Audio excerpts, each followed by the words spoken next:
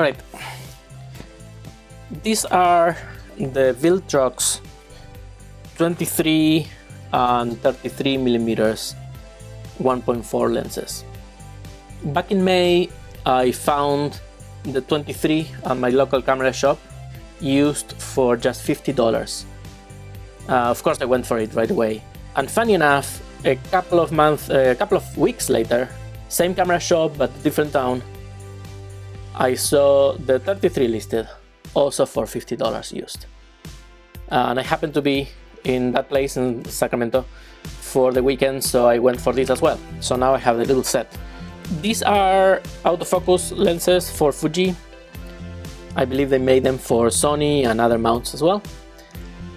They are very nicely built. The build quality, I would say, has nothing to envy to the Fuji lenses. They are all metal, metal and glass, I suppose.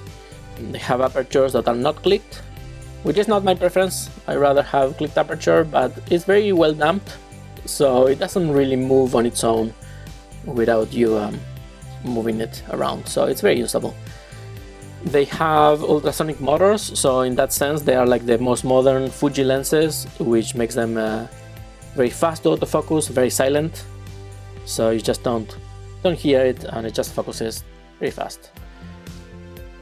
And in use they're very nice. They're not super compact lenses, so they will balance better on the X-T1, 2 and 3 and so on. Those are the cameras I have. On the smaller cameras like X-E1, 2, etc., they would be a little bit front heavy, I suppose. Still usable.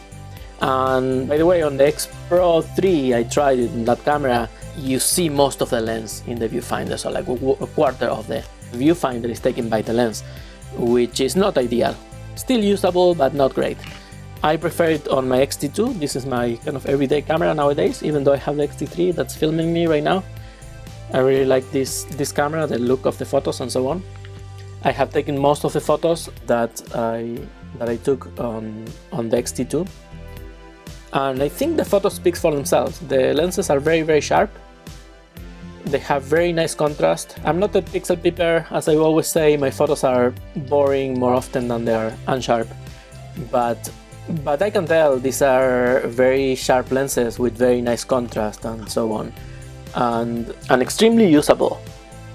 And I would say that if you were to be putting together a Fujifilm kit on a little bit of a budget, I could go for, say, an X-T1 or X-T2 body, whatever you can afford, but I would go with a couple of these lenses, the 23 and the 33, even new at, I believe, something like $250.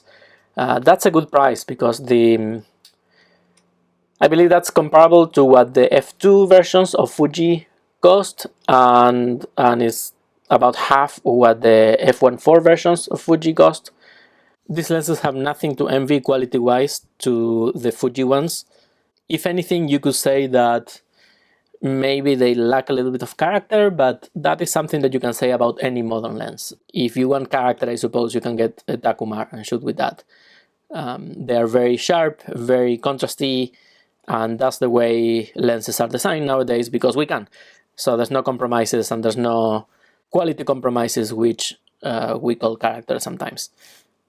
Anyway, it's a fantastic option for a kit to shoot on Fuji that is not as costly as the real Fuji lenses. So I would keep an eye for these Viltrox lenses. I think even like 3 times what I pay. I pay $50, which is basically nothing for these guys.